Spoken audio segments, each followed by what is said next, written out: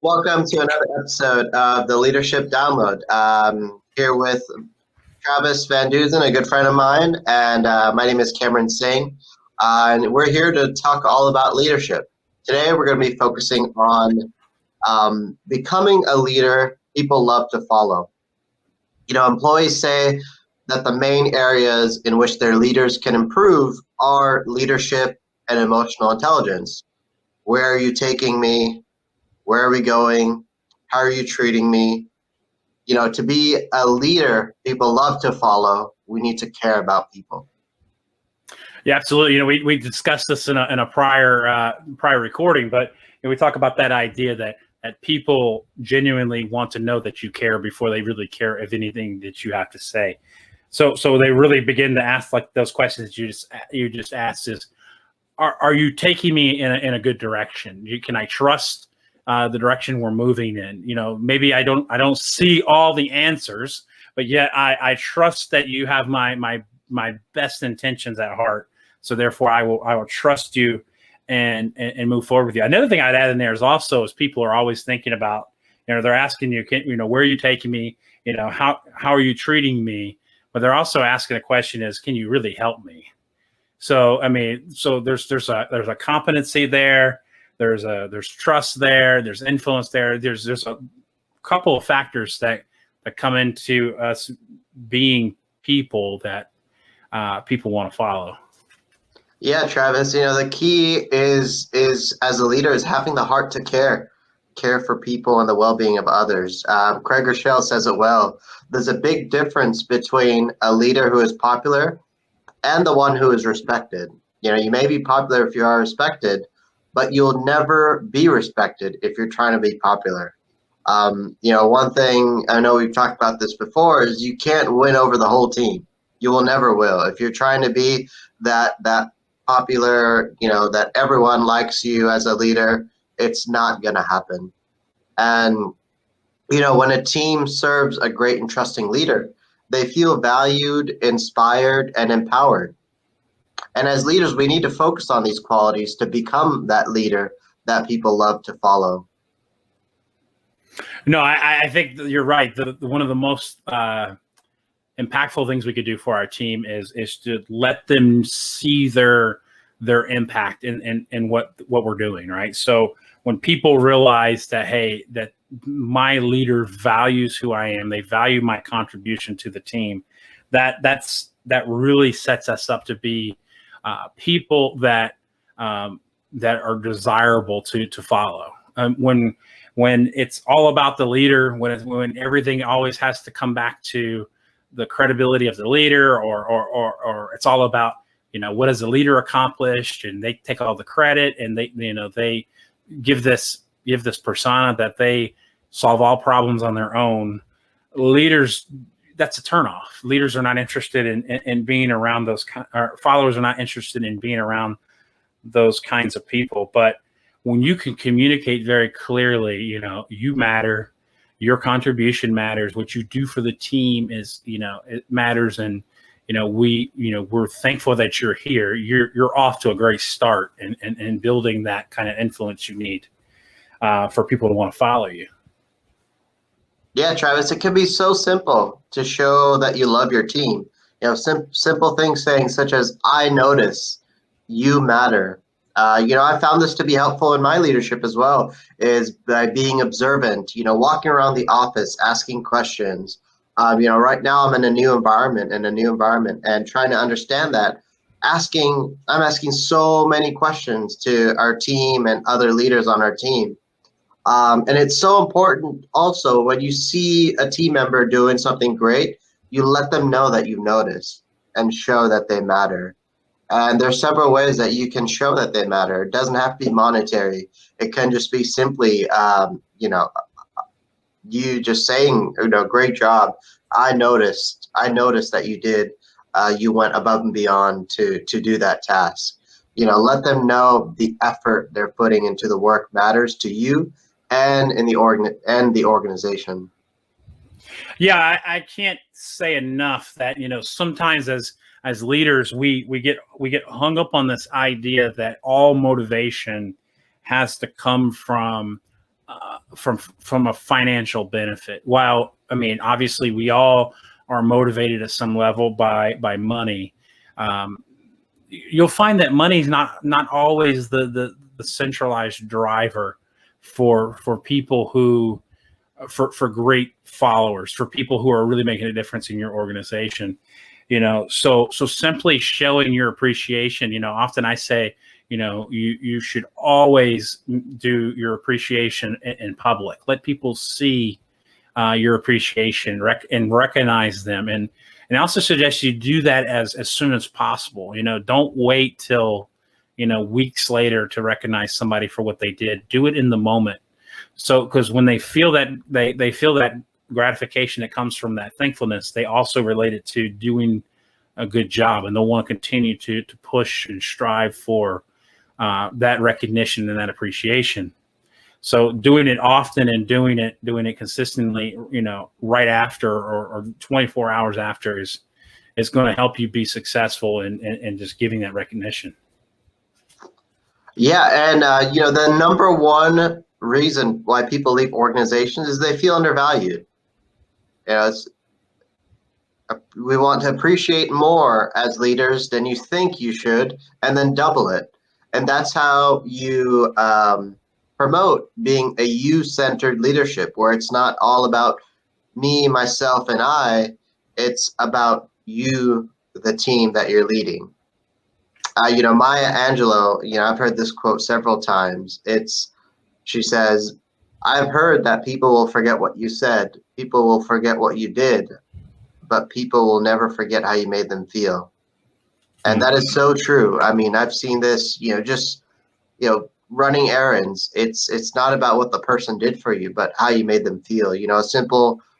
A simple conversation at the checkout lane at your grocery store, can be remembered. You'll remember how that person made you feel. No, you're absolutely right, and I can. When you were making those comments, it flashed me back to a company that I worked for in the past that didn't do a very good job of showing appreciation for their people. What really came down to at the end of the day was the leader who was my boss, my direct report, was a very egocentric leader. They fed off their own ego, so therefore they often centralized everything on themselves and made it all about them. And I can remember, as I was a leader in that organization, but I was also a follower on some levels as well.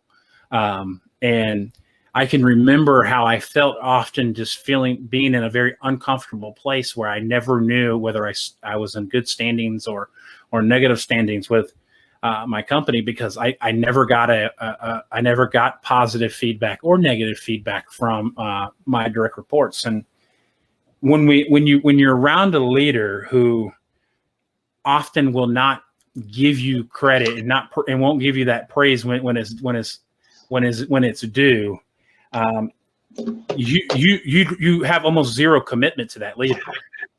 I can remember during that time period, I was willing to basically take whatever option was next. Like, there was no, in fact, I was willing to take a pay cut in some situations to get away from that atmosphere. And then I can remember on the flip side of that, I can remember stepping into an organization. It's actually the organization I work for now, that when I walked in the door and I began to make progress and having success, that was met with appreciation. That was met with, recognition of, hey, you're doing a great job. And that just kind of filters throughout the company, but I will add one quick little thing in there also, though, that, we provide that positive feedback. And that also sets us up to be able to have positive conversations when things are wrong as well.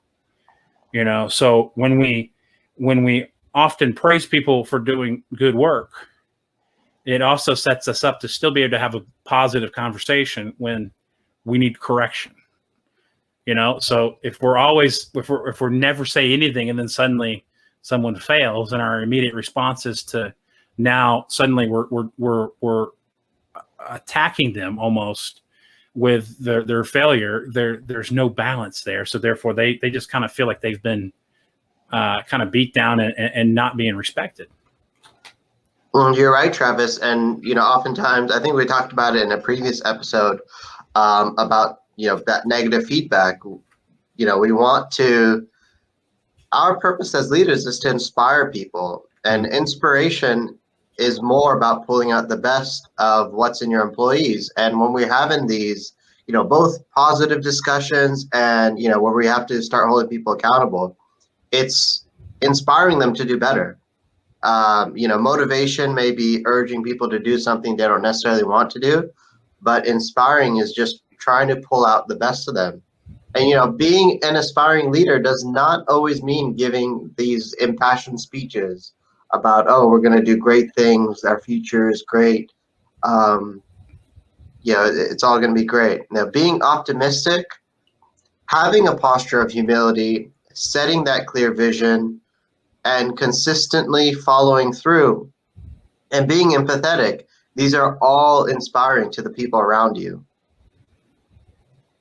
No, you're absolutely right. I mean, so if you're always in that, like you said, if you're always in that mode of being happy and cheerful and cheering people on, people also will pick up on that being kind of fraudulent. So make sure that you, as I heard one of my mentors once tell me, he says, make sure that when you praise very specifically. Don't just walk into the room and say, hey, great job. Walk into the room and say, great job. You did a really good job on that report. Because when people always hear a very vague congratulations or this a very vague, hey, you're doing a great job, that can also sound unauthentic, but it can also be misleading when a week later you come back and say, hey, we need to talk about your performance in this area. So when you praise specifically, you say, hey, you did a really good job on that report. And a week later, you got to go say, hey, we need to work on how you spoke to that employee. There's not a conflict of saying, well, you just told me last week I was doing a good job, and now I'm not. Now they're going to remember, you told me I did a good job on that report, but now we're having a conversation about getting better as in our conversations with an employee. So when we're intentional about how we build that praise, then we ultimately will have a better relationship with the employees, and ultimately they'll be comfortable following you. You're right, Travis. And also, we have to have the willingness to empower our team. It's great to inspire them, and how we can further that is empowering them. The best leaders unleash higher performance through empowerment, not by command and control. And as a leader, if you think you need to control everything, you're the one getting in the way of progress. No, you're absolutely right. I was like this early in my management. I felt like I had to be in the office for every little event that happened, everything that happened on the ramp, and I felt like I had to be present in every moment. And what I actually found is I ended up overworking myself and undervaluing my team. One of the goals as a leader is that we should be finding ways to delegate off the task and empowering our teammates with the task that they can take off of our plates, so that we can then focus on the things that we actually need to focus on. So that idea of being willing to empower is kind of a twofold situation. You have the ability, when you empower someone else to do a task, you're not only giving them the green light to then go out and make things happen on their own, but you're also removing a task off of your plate that now you can then turn on and focus on the things that only you can focus on, which is ultimately what a leader should be doing. Yeah, right, Travis. I remember early on in my leadership, when I first stepped into a leadership role, I was one that was, I needed to be involved in everything. I needed to have that control. Everything needed to happen a certain way. And I was exhausted. It came to a point where I was exhausted, and then I needed to shift the way I was leading. And I started delegating. And delegating doesn't mean that I need to be there to see everything happen, but it means trusting your team to be able to, you don't need to be the one solving all the problems, where involve your team members in solving the problems and, improving the work environment. Even if they don't make the right call, we help them learn on, what are some other options that could have been done.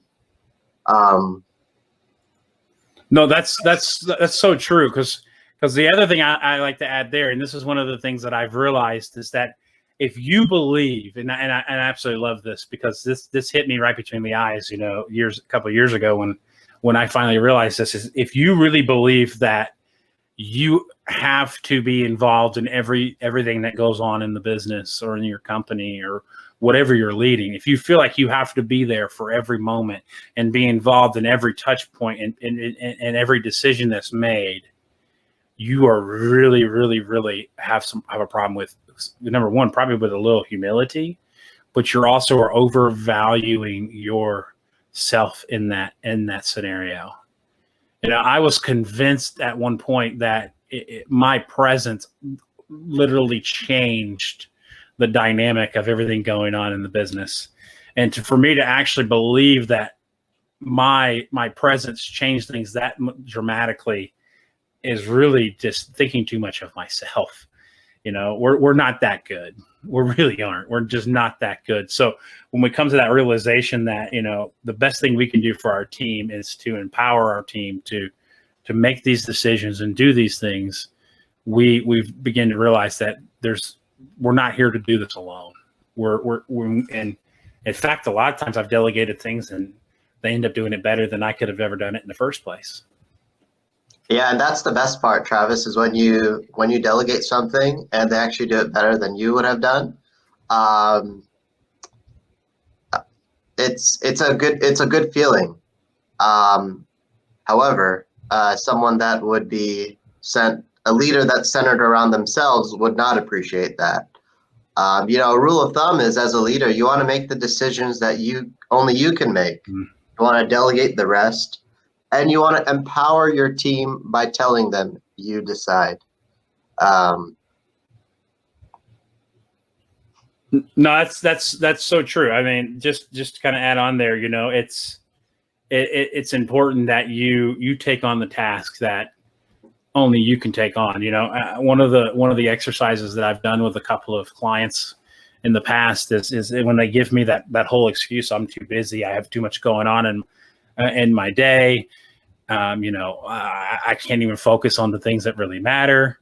I have them sit down and write out a list. And I say, what are the things in your organization that really, let's be completely truthful, completely transparent.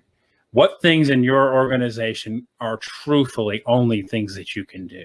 Like you as the GM, you as the VP or the executive or operations manager, or whatever level that you're at, what are the things that you are now doing that you can honestly say without a shadow of a doubt, only you can be doing? When they do that, the list of about 20, 25, 30 things that's freaking them out every day usually dwindles to under 5 or 6. And then they realize, my goodness, I'm really, not being as productive as I really could be if I was just simply delegate some of these tasks. In fact, some of these tasks they're not willing to delegate. Literally anybody in their organization can do, but they like doing it, or they've always had just a decision to be stubborn, to always want to do it themselves. But realizing that you're just not that good, and that if you delegate this, more than likely they're going to be able to do it just as good, if not better than you, then you're in the right mindset. Yeah. And our last area in terms of, becoming a leader people love to follow is really the courage to be real, humble, and vulnerable. Now, leadership is not about power, authority, or pride. Your posture as a leader should be the first thing that you work on. Be authentic and vulnerable and understanding and kind. Expect a lot and work hard. Yeah, absolutely. I mean, You said it. I mean, it really is. We as leaders, we're not to lord our authority over people. We're not there to exude power and show people how much much greater we are than them. Really, when you accept leadership, you are there to serve your people. Well, one of the things that I often remind other managers is that, as a manager or as a leader, you are almost a non-essential piece of the puzzle in a lot of scenarios. Like, for me, the company I work for, they service aircrafts, and the reality is, as I lead the team and kind of work from the office and kind of do things on the ramp, the reality is the work itself is actually done by the frontline employee. So understanding that, you can't do it without them, gets rid of that pride and gets rid of that kind of power trip. And you realize that while you are the leader, ultimately your responsibility is to take care of your team. You're tasked with taking care of the people who are in your care. And the quicker you can get to that conclusion, the quicker you're going to be successful in leadership and management. Yeah, Travis, thank you for that. Is that it? I think so.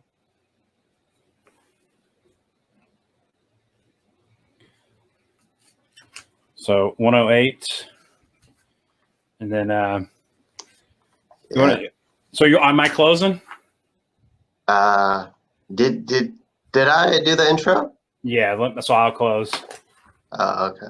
Do you have any closing thoughts? You want to jump right in after that, and then Yeah. Go ahead with that. Yeah, so let's really work towards, becoming a leader people love to follow. Try this week, challenge you all this week. Tell team members that you lead, I notice you and you matter. And it can truly make a difference in your leadership and the context that you may lead in.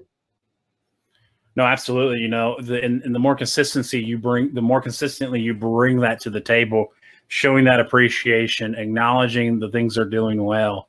And really that one thing you have to work on is focusing on, it's not about you.